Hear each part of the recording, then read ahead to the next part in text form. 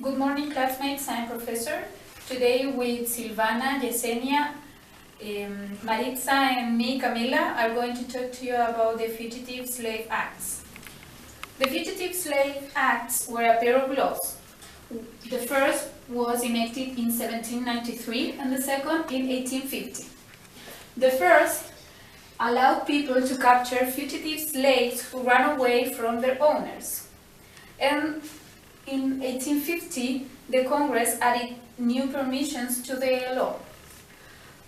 Some of them were that people were allowed to punish fugitive slaves, torture them, and also people who didn't return the slaves were punished. Fugitive Slave Act background. Some states, such as New York, created law to prevent runaways of slaves from United States to Canada. Other states, such as Virginia, drafted law offering bounties for the capture and return of escaped slaves. Nevertheless, by the time of the Constitutional Convention in 1787, many northern states, such as Vermont, Massachusetts, or Connecticut, had abolished slavery.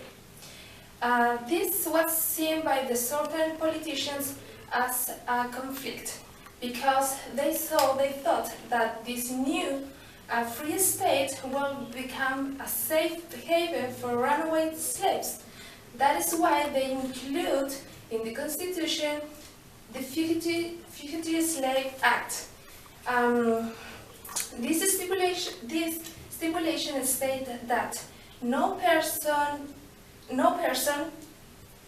held to service or labor will be released from bondage in the event that they escape to a free state. This brought that many free black were captured and sold as slaves. Despite the inclusion of the Fugitive Slave Clause in the United States Constitution, anti-slavery remained high in the North. Many asked the Congress to abolish the Fugitive Slave Clause. However, bowing the further pressure of the Southern lawmakers, the Congress passed the Fugitive Slave Act in 1793. This edict was similar to the Fugitive Slave Clause in many ways, but included a more detailed description of how this law was to be put into practice. Most importantly, this new act decreed that the slave owners had the right to search fugitive slaves in free states. The Fugitive Slave Law of 1850 was when the Congress passed a new law which compels citizens to assist in the capture of runaway slaves. This new law also denied any runaway slave the right of a jury trial. As in addition to the law, new consequences were added where people who helped, they had to pay a fine of $1,000 and 6 months in jail. This brought for people a strong resistance, and people started to join the abolishment cause and help slaves escape to Canada.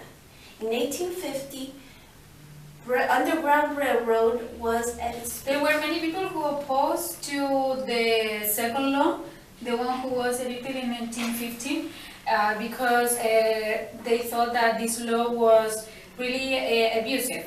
These people was mainly from the north of the United States, so in those places, slaves were not captured.